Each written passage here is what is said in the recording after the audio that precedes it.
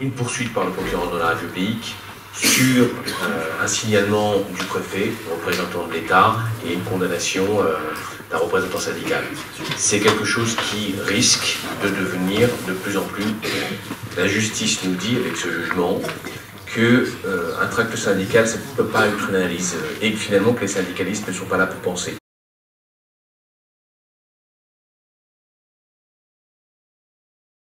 La direction finira par prononcer mon licenciement le 31 mai pour trouble à l'entreprise, me reprochant un soutien à une organisation palestinienne suite à la publication de 2 photos de cette organisation sur mon profil Facebook. La justice exécute une circulaire qui a été émise par le ministre de la Justice, Éric Dupond-Moretti, le 10 novembre, et qui a donné instruction à tous les procureurs de la République en France de poursuivre pratiquement systématiquement tous les propos qui pourraient susciter un débat. Autrement dit, et de manière un peu plus triviale, on ne peut plus s'exprimer sur le conflit israélo-palestinien ailleurs que dans des cercles dédiés, ce qui porte atteinte aux libertés fondamentales, et notamment à la liberté d'expression. Autrefois, l'apologie du terrorisme était poursuivie dans le cadre de la loi de 1881 sur la presse, et donc elle était assez protégée. Depuis que le Parlement a décidé de sortir l'apologie du terrorisme de la loi de 1881 pour le mettre dans le code pénal, maintenant on peut poursuivre des paroles militantes, des paroles dans une manifestation, dans un communiqué syndical, avec des peines qui sont extrêmement lourdes. Depuis 2017, le gouvernement, ce qu'il veut concrètement, c'est une jeunesse qui est au garde à vous. Voilà une classe qui se tient sage. Le Rassemblement national, la CGT est le premier ennemi en ce qui concerne les questions économiques et syndicales. Tout simplement déjà parce que à la CGT, nous ne faisons pas de distinction en fonction de la nationalité des travailleurs. Également parce qu'à la CGT, nous organisons les travailleurs sans papier et nous les aidons à obtenir des papiers. Et puis nous voulons une meilleure répartition des richesses. Et ça, le Rassemblement national, qui est très proche du grand patronat, le refuse absolument. Alors on l'avait vu notamment en 1977 à Reims en Champagne, où un militant syndical de la CGT a été abattu par une milice patronale. Et donc ce qui est à craindre, c'est qu'il y ait certaines officines patronales qui se sentent décomplexées, par exemple. Mais il y a également à craindre aussi plus de violence policière. Parce qu'on le rappelle, une partie très importante de la police est un électorat du Rassemblement national. Et dans son programme, le Rassemblement national a des mesures qui permettent une certaine liberté, notamment aux forces de l'ordre, avec une présomption de légitime défense. Le pire ennemi des travailleurs, c'est l'extrême droite. La majorité de la population déteste Macron. Regardez les sondages, regardez les résultats. Là, c'est pas des sondages. Mais on dit aux salariés, ne vous trompez pas de collègue. On appelle à voter pour le programme du Front populaire. Sur quoi prospère l'extrême droite? Elle prospère sur le déclassement. Le déclassement du travail qui ne paye plus et qui ne permet plus de remplir son frigo. En Italie, Giorgia Meloni est en train de faire une réforme constitutionnelle pour remettre en cause l'indépendance de la justice, l'indépendance des syndicats et renforcer le pouvoir exécutif. Voilà le vrai visage de l'extrême droite. Je crois que ça a toujours fonctionné de la même manière. À partir du moment où on a un pouvoir d'extrême droite, avec des idées d'extrême droite, la stratégie, c'est de cibler toutes les composantes de la société civile et de les viser individuellement pour les isoler.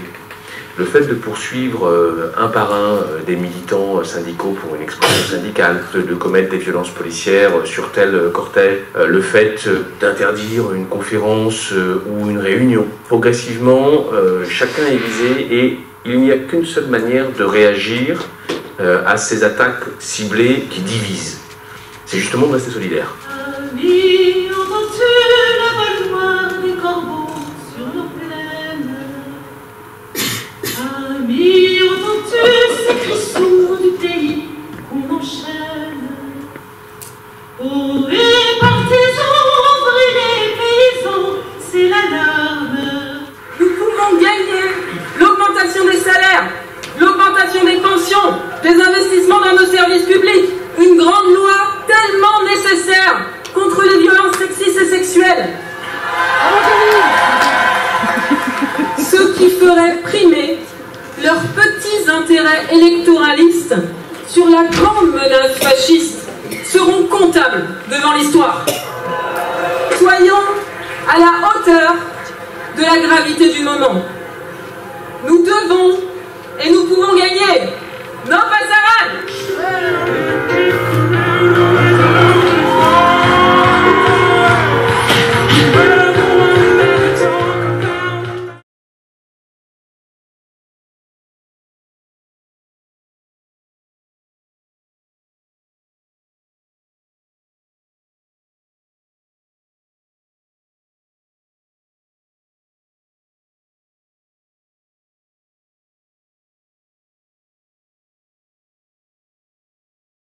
Je m'appelle Eva, je suis étudiante au CHLS, des années 60, pardon. Quand on s'appelait Eva, Johanna, Gloria, Natalia, on était les Métèques, on était les Mohamed, etc. de maintenant. Donc c'est vraiment quelque chose que j'ai vécu très profondément. Moi personnellement, en 2002, c'est ma première manifestation, j'avais même pas le droit de vote, j'étais déjà dans la rue, pour rappeler que c'est pas un événement banal d'avoir Jean-Marie Le Pen au deuxième tour. Donc aujourd'hui, en fait, voilà, une fois qu'on a fait ce constat sur le passé, qu'est-ce qu'on fait aujourd'hui, parce que c'est ça la question qui est posée. En fait, ça nous fait sentir ensemble. Et c'est ça qui est important, c'est de se dire que on est quand même dans une société où une des techniques du patronat et du capital, c'est de nous cloisonner, de nous séparer, de nous mettre dans des petites cases, nous dire qu'on a des intérêts divergents et que quand même ce serait pas une très très bonne idée d'être ensemble parce que finalement c'est mieux d'être tout seul. Et descendre dans la rue de tous bords, enfin pas de tous bords, en tout cas avec cette convergence d'idées, même si on a des origines différentes, ça nous rappelle que oui, on peut se rassembler derrière des grandes idées fédératrices, comme par exemple le refus des idées de l'extrême droite, le refus de cette discrimination, le refus de la racialisation, et puis finalement le refus de cette segmentation de la société par le capital et le patronat. Je rejoins un peu notre marotte au CHMS des mots et du poids des mots. On parle de lutter contre les idées d'extrême droite. On ne lutte pas contre des gens, il y a des gens qui vont incarner ces idées-là, mais c'est des idées. On pourra toujours éliminer tous ces gens, il y aura quand même les idées. Et on ne lutte pas contre les idées autrement que par des mots, par le poids des mots, par la valeur des mots et l'importance des mots. Parce qu'ils sont sournois, parce qu'ils savent se placer à des tas d'endroits où on ne les attend pas. On a besoin de mieux détecter ces mots qui paraissent anodins, ces paroles qui paraissent anodines, qui paraissent faciles et qui pourtant cachent de terribles vérités et beaucoup de noirceur. Et pour ça, je vais avoir un peu l'impression de me répéter. Mais il n'y a pas 50 solutions, c'est se former, se former, se former. La CGT, il ne faut pas faire de la politique. Ouais, je dis la grève des retraites. On s'est battus comme des chiffonniers, là. C'est politique ou c'est pas politique? Nous, à la CGT, je leur ai dit, nous, on est contre le fascisme, toute discrimination, voilà quoi. On leur a mis ça dans la tronche. Les personnes, elles ont dit, ouais, mais non, votre but, c'est défendre les salariés. Mais les salariés, on les défend. Les salariés, je lui dis, mais la sécurité sociale, ça vient d'où? C'est tombé comme ça. Les congés payés, ça vient d'où? C'est tombé tout seul. Donc à certaines personnes, ça les déstabilisé. Oui, on fait de la politique. Dès lors où on est délégué syndical et qu'on défend les valeurs de la CGT, quelque part, oui, indirectement, on fait de la politique. Et comme le disait David, très justement, c'est des idées qu'on combat.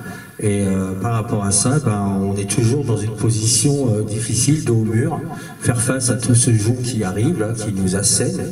Et on lutte, et le fait que la politique avance avec les couleurs de l'extrême droite en ce moment, fait qu'il y a une forme de fédération entre syndicats qui se crée, et même la CFDT commence à se dire effectivement ça sent pas bon. Toujours s'adresser aux travailleuses et aux travailleurs et de répondre aux urgences et exigences sociales. On en a plus que besoin aujourd'hui, notamment sur les salaires et puis cette question des retraites qui est latente. Il nous faut aussi, ça a été dit, balayer devant notre porte et combattre vigoureusement le sexisme, le racisme et en faire des batailles syndicales à part entière. Tout ça découle de cette question d'extrême droite et ça fait écho aussi aux échanges qu'on a eus ce matin. De 40 heures, grâce aux mobilisations et à l'impulsion qu'on a et qu'on rejoint le mouvement politique, et en 44, CNR, Sécurité sociale, voilà. Et donc c'est quand même hyper important aussi de se dire que ces luttes contre les idées fascistes permettent aussi de mettre en avant les idées progressistes pour les grands conquis sociaux.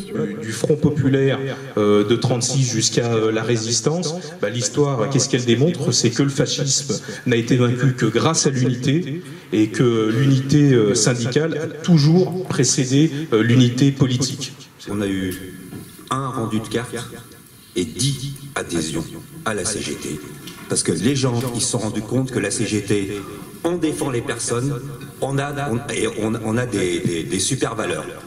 Comme Sophie Binet le dit régulièrement, c'était minuit moins le quart. Voilà, d'autres pays ont basculé à l'extrême droite. Nous, grâce à l'engagement de nos CGT, de ces syndiqués, on a pu empêcher de passer du côté obscur. Oui, les syndicats, quand on les réunit, on dit qu'ils sont perdus des syndiqués, mais depuis, on a regagné des militants. Voilà. Je pense que le film, il rappelle aussi que la désespérance, le désespoir, c'est une arme du patronat, donc ça amène de la division, ça amène donc du vote d'extrême droite, c'est la faute des autres et tout, donc oui, on travaille, on fait tous le même boulot, on a tous les mêmes droits, et donc ça c'est gagné. Et je pense que quand on porte une revendication à l'intérieur des syndicats, allons-y vraiment sur le terrain, oui, parlons d'augmentation générale de salaire. Quand grosso modo on est sur une augmentation individuelle, ça peut être très discriminatoire, et tout ce qui va derrière. Donc oui, on a su gagner dans nos syndicats. Maintenant, la première des revendications, c'est l'augmentation générale des salaires. Continuons à la mettre en avant. Voilà. Deuxième élément, je pense que continuons aussi à être une CGT marxiste, c'est-à-dire une CGT qui analyse les rapports de force. N'ayons pas peur qu'en face, oui, s'organise. Au-delà du désespoir, il y a aussi toutes ces formes de démocratie qui sont à bout de souffle. Du coup, il faut recréer d'autres choses, parce qu'on voit très bien que les démocraties telles qu'elles existent aujourd'hui, elles sont un peu au bout du rouleau. On voit qu'ils nous gouvernent à coup de 49.3 et tout, puis les autres, c'est sûr qu'en face, ils ont juste à ramasser et attendre que ça tombe tout cuit. Donc il faut se poser toutes ces questions-là. Si on se pose la question des montées d'extrême droite, on est obligé de se poser la question de la démocratie. Et je pense que les questions sociales qui nous sont posées, style les retraites, tout ça, l'extrême droite, il est capable de s'emparer de cette question pour dire aux gens, pour laisser penser un message en disant on va faire quelque chose pour les retraites. Après, de l'autre main, ils vont reprendre 2 fois plus, ça c'est sûr. Mais ils sont capables, du coup les gens sont tellement perdus. C'est vrai, moi je pense sincèrement ça, qu'il y a beaucoup de gens perdus. Et il y a de quoi être perdu quand on voit ce qui se passe au niveau politique. Donc du coup, à un moment donné, je pense que les rassemblements de salariés, ça a été dit, sûrement d'intersyndical, mais les rassemblements avec un projet clair de société et tout, pour que les politiques se rangent là derrière et avec des idées claires sur les valeurs et des idées de sociétales claires, je pense que c'est important. Pas mal d'observateurs qui considèrent qu'en France, on n'est pas en démocratie, qu'on n'a pas été en démocratie. C'est pas parce qu'on a le droit de vote qu'on est en démocratie. En France, il faut se rappeler que les médias sont maintenus majoritairement par des milliardaires d'extrême droite, que les écoles de journalisme ont été rachetées par des milliardaires, qu'il y a des cabinets de conseil, que tous les politiques ont des liens très forts avec l'industrie, avec la finance, et que c'est ces gens-là qui nous gouvernent. Donc il y a une crise de la démocratie, certes, mais la démocratie en France est toute relative. Le syndicalisme, il se développe dans des rapports de force, quel que soit le patron, qu'il soit public dans les collectivités ou les départements ou privés, je veux dire, bon, c'est un patron. Voilà. Et je crois qu'il ne faut pas qu'on s'enferme dans ce schéma. Parce que sinon, c'est la voie ouverte.